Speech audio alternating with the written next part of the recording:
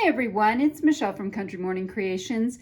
I am here with a journal that I made for myself, and if you saw a journal I made in my previous video, that was one I actually made to sell. So I did a lot of stuff in this journal first to find out if it would work, and what I learned is some things worked and some things didn't.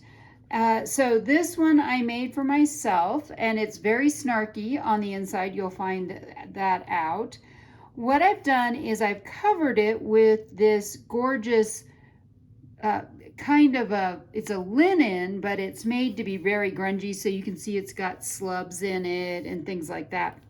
And then on the cover, I didn't get it on straight, so you can see it's a little bit crooked. Again, some of the things that I was doing with this, I did a lot of sewing, and I love having strings, so I left all the strings. This is just some other fabric, and then this is a Tim Holtz die cut that I use the Tim Holtz foundry wax on. I love that. And then there's just a little bit of coffee dyed paper. I have some of this gorgeous coffee colored sari silk, and I sewed a different thing over top of it. Actually, I'm going to go ahead and take this off. I also sewed 3 buttons here. I poured this wax seal first and then glued it on later. I find that pouring wax seals directly onto things that are going to be sealed doesn't really work real well. I had some extra little wax pieces that I glued to it. I did some just random sewing these 2 pieces together. That's some old French book, and this is just some Tim Holtz paper. This is a rose that I stamped onto some brown cardstock. This is from Sam Poole. This again is Tim Holtz with some lace underneath of it and some cheesecloth. That's what that's called. This is 5 signatures that I have done. I've heard this called a piano hinge. I've heard this called a tab binding.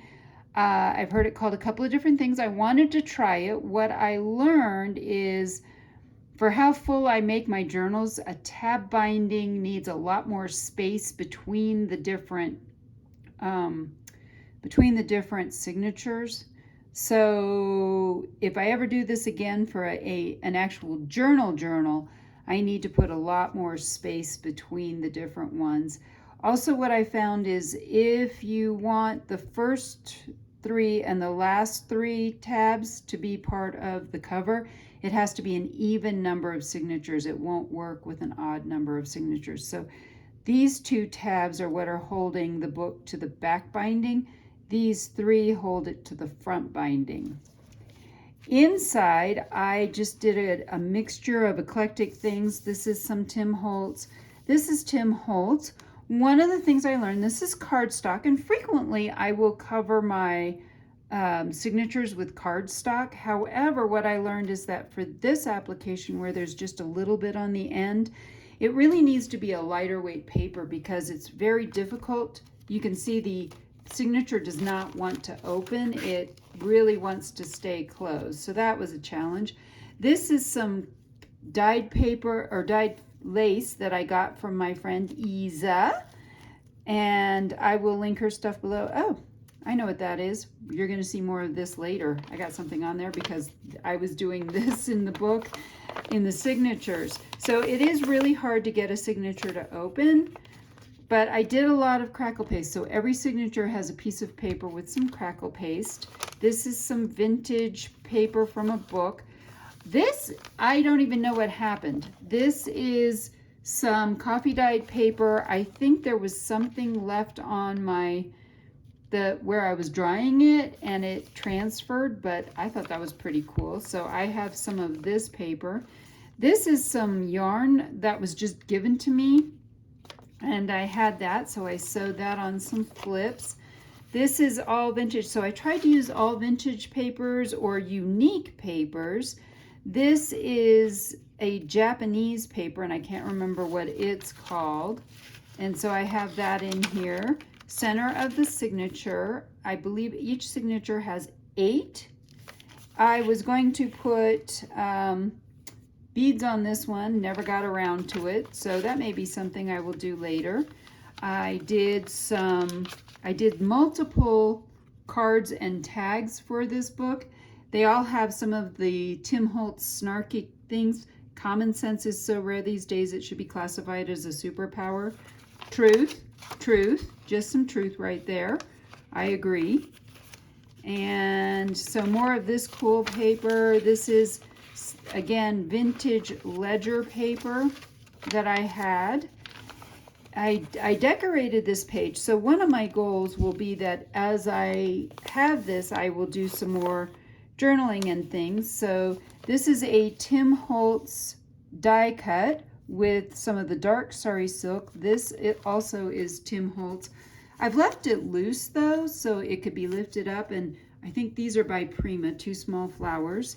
This is another Sam Poole stamp. This is my faux, really grungy, this is a very grungy version of the faux tape I have, and that's for sale in my Etsy shop. This is just some vintage French paper that's been written on. And again, this is another piece of paper. This is from a typing paper, and I just did some, I am just totally obsessed with crackle paste right now. I have another tag here. This one says, I'd love to talk, but I'm in a hurry to get home so I can be alone. I really am an introvert, and so for me, that actually would probably be true. I have, this is from a vintage secretary's desk book from the 1930s. And then I do have a couple of pieces that I just dyed. So this is just coffee dyed paper. I sewed some sari silk, and I did a little bit of this. So this was just plain and sewn, and then I did some collaging there. This does not have a snarky remark. This was a happy accident. I thought I was gluing one piece of paper on, only to discover I glued 2 pieces of paper on. So this was a tag that I made, and then I just have it so that I can close it like that. And again, I did a lot of these ruffles and had a lot of fun making those with the scraps from this journal. More of that cool paper. Not quite sure what happened. Again, typing paper.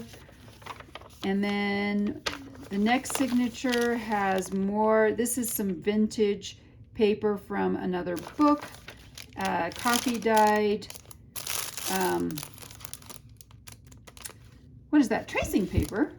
This is a card that I made, just randomly made one. It's an altered index card, oversized index card. It doesn't have a snarky saying on it. I think I need to go back and add one though. Flip, but this one also has some of the sari silk on it. Some Tim Holtz, a rectangular doily. This was from the something 7 challenge. I don't remember what that was. I shared that video on how I made this. That's in my playlist a couple of videos ago. So again, a lot of personal stuff in here. Flips, blank pages to journal on later.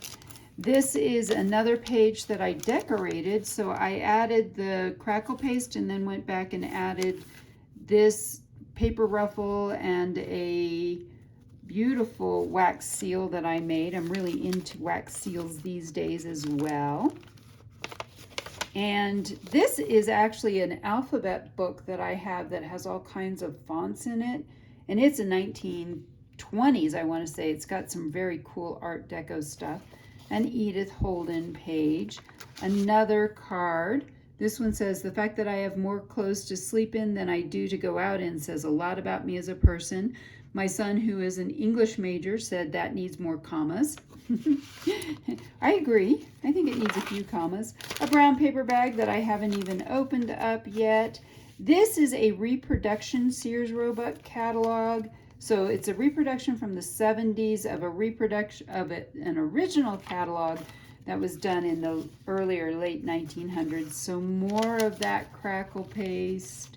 The other part of that brown paper bag. This was a journal card I made ages ago, just one day, and it's a just a pay card.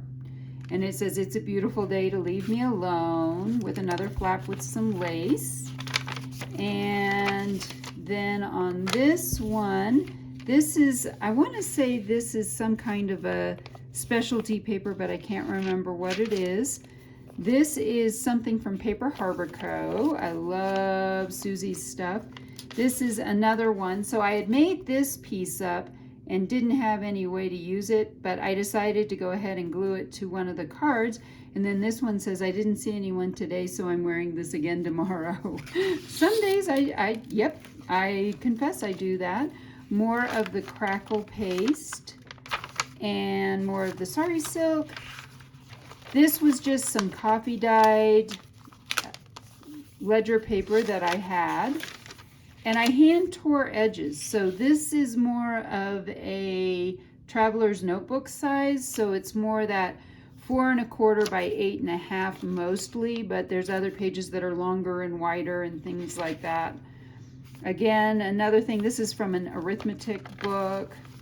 This is another one. This is using up some of my scrap Tim Holtz. So that's Tim Holtz, that's Tim. This one just says, "The pity train has derailed at the corner of Suck It Up and Move On." As a teacher, I think I feel like that sometimes. We have a lot of kids that have no skills in dealing with stress, so I try to teach that in my home ec classes. And that is the end, and that is the back of the book.